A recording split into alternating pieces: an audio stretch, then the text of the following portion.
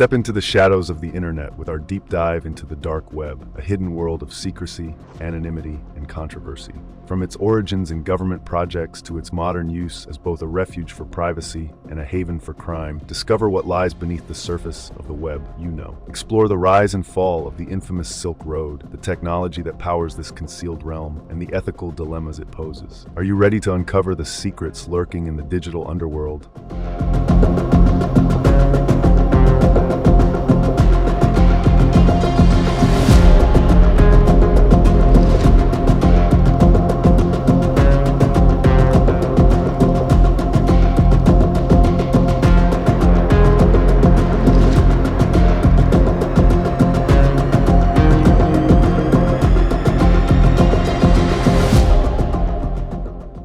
What is dark web? Imagine a world beyond the internet you know.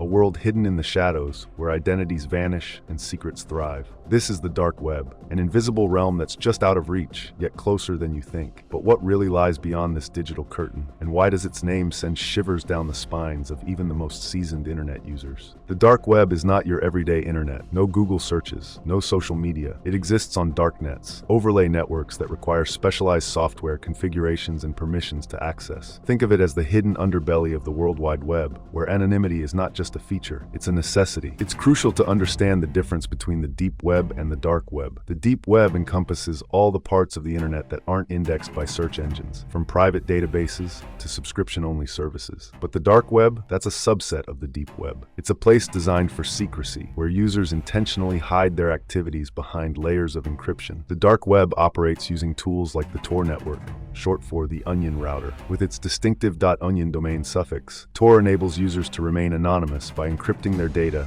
and bouncing it through multiple servers across the globe. Each layer of encryption peels away like an onion as the data travels, making it nearly impossible to trace. But where did this shadowy world come from? The term dark web first appeared in 2009, but its origins stretch back further. Early versions of darknet technology were developed for secure communications, particularly by military and intelligence agencies. Over time, these tools became accessible to the public, offering a lifeline for those seeking privacy and a haven for those with more sinister intentions. The dark web burst into public consciousness with stories like the Silk Road, an online black market that operated in the shadows, facilitating the trade of illegal goods and services. Since then, the dark web has been synonymous with crime, though its reality is far more nuanced. Yes, the dark web is a haven for illicit activities, but it's also a refuge for whistleblowers, journalists, and activists in oppressive regimes. It's where freedom of speech can flourish, even under the most tyrannical governments. However, separating its noble uses from its nefarious ones isn't easy. Navigating the dark web requires specialized knowledge and a willingness to venture where few dare to tread.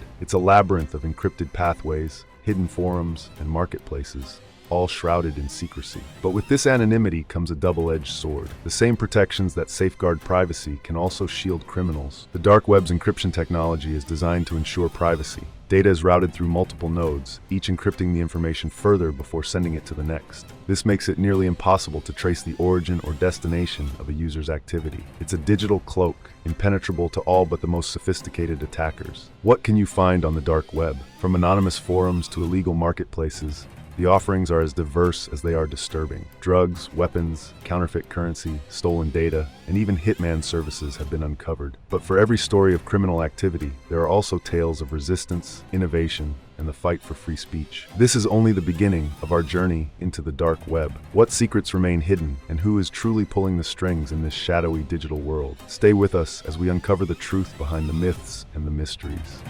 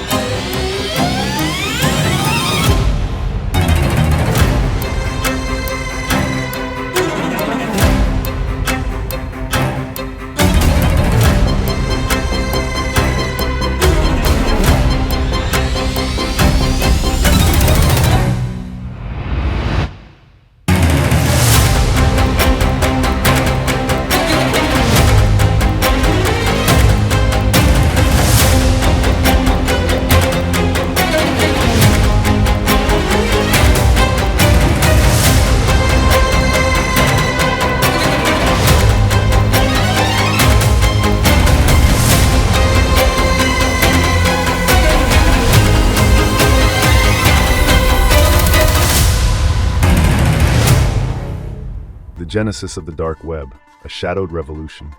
In the shadows of the late 1990s, a revolutionary idea was born, not in corporate boardrooms or bustling tech hubs, but within the secretive corridors of the U.S. Department of Defense. Imagine a clandestine network, shielded from the prying eyes of adversaries, designed to protect sensitive communications and the identities of operatives across the globe. This was the beginning of an innovation that would later transform into the enigmatic phenomenon we now call the dark web. The initiative was sparked by two prominent research organizations within the Department of Defense. Their mission?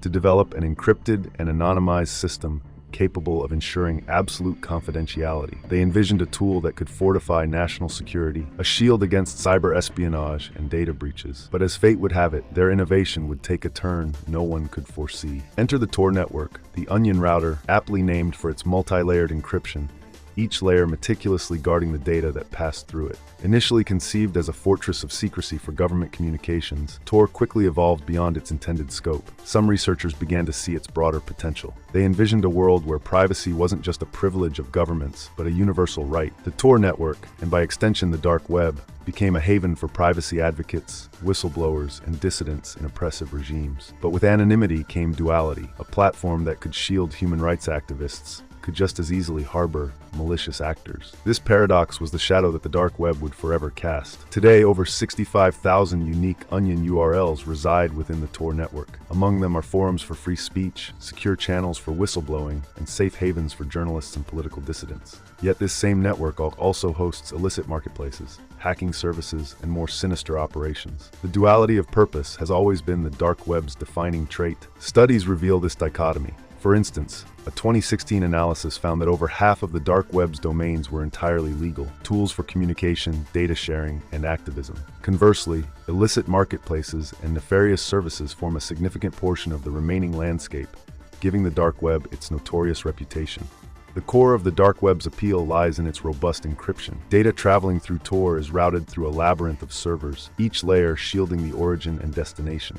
It's a system so complex that even the most advanced surveillance tools struggle to crack it. This very feature, hailed as a victory for privacy, also provides cover for those who seek to exploit it. In countries where internet access is heavily censored, the dark web serves as a digital lifeline. Dissidents and activists rely on its anonymity to evade authoritarian scrutiny, share their stories, and organize movements.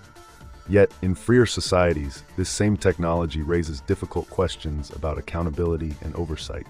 This dual nature makes the dark web a battleground of ethics and practicality. Should we champion its role in protecting the vulnerable or condemn the crimes it enables? The answers are as layered as the encryption itself. In 2002, Tor was released to the public as an open-source project. What began as a military tool became a global experiment in privacy and freedom. Today, Tor is managed by a non-profit organization dedicated to providing anonymity tools for journalists, activists, and anyone concerned about digital surveillance. But the Tor network's transition to the public sphere also marked the birth of the dark web, a shadowy underworld where secrecy is currency. From encrypted email services to hidden marketplaces, the dark web expanded rapidly, becoming a refuge for both the righteous and the rogue. For every activist evading censorship, there is a cybercriminal plotting their next move. For every journalist protecting their source, there's a trafficker exploiting the shadows. This moral ambiguity is what makes the dark web one of the most controversial topics of our digital age.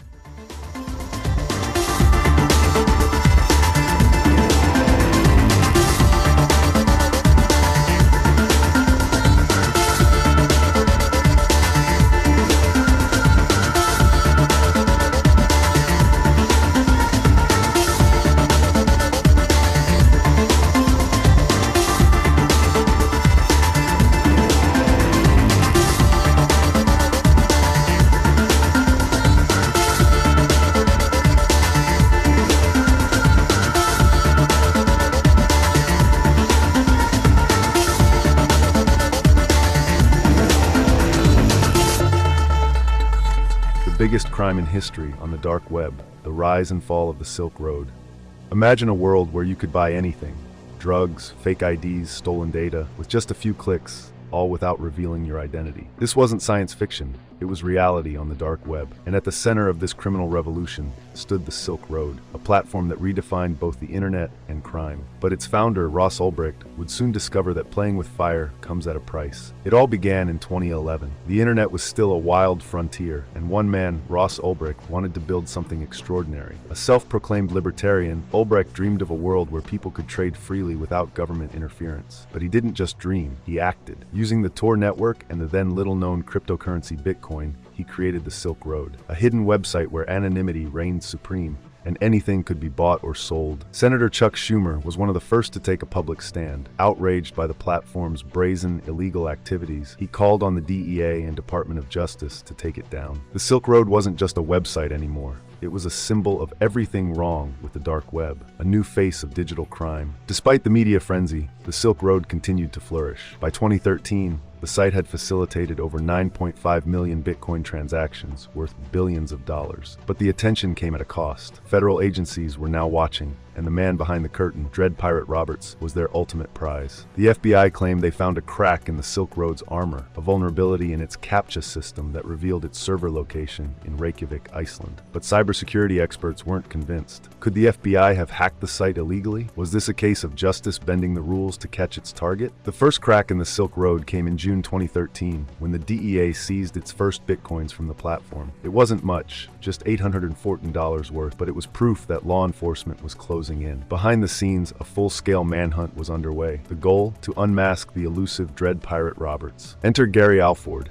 an IRS special agent with a knack for digging through digital breadcrumbs. While off duty, Alford found a forum post by a user named Altoid promoting the Silk Road. A deeper dive revealed a critical mistake. The post linked to Ross Ulbricht's personal email. The noose was tightening, but the FBI needed more than an email to take him down. On October 1st, 2013, the chase ended. Ross Ulbricht was arrested at the Glen Park Library in San Francisco. Agents caught him red-handed, his laptop still connected to the Silk Road servers. On that laptop, chat logs, Bitcoin wallets, and the evidence that would seal his fate. The arrest of Ross Ulbricht marked the end of the Silk Road, but for Ross, the nightmare was only beginning. His trial, which began in January 2015, would become one of the most controversial legal cases of the digital age. Prosecutors painted Ross as a dangerous mastermind who profited from a sprawling web of criminality, while his defense claimed he was a scapegoat, a naive idealist who never intended harm. The evidence against Ross was overwhelming. His laptop, seized during his arrest, contained damning material. Chat logs revealing his correspondence with Silk Road users, a diary chronicling the site's creation, and Bitcoin wallets linked to millions of dollars in illicit transactions. But the most shocking revelation came from prosecutors who alleged that Ross had ordered hits on Silk Road users who posed a threat to his empire. According to the prosecution, Ross Ulbricht, operating as Dread Pirate Roberts, hired assassins to eliminate potential threats. One alleged target was a Silk Road user named Friendly Chemist, who threatened to expose other users unless he was paid $500,000. Another was a former employee who Ross believed had stolen funds. The FBI claimed these murders were staged, but the accusations alone were enough to shock the public. Ross's sentencing sparked a firestorm of debate. Supporters argued that his punishment was excessive, given that he hadn't directly harmed anyone, while others pointed to the lives ruined by the drugs sold on the Silk Road. A movement to free Ross gained momentum, with petitions gathering hundreds of thousands of signatures. Critics also questioned the government's methods. Allegations of corruption within the investigation emerged, with two federal agents, Carl Force and Sean Bridges, being convicted of stealing Bitcoin from the Silk Road while it was under investigation. Could these rogue agents have tampered with evidence? And if you found this story as compelling as we did, make sure to subscribe to Mystery Media for more mind-bending mysteries. Let us know in the comments, was justice served or was Ross a scapegoat? Until next time, stay curious.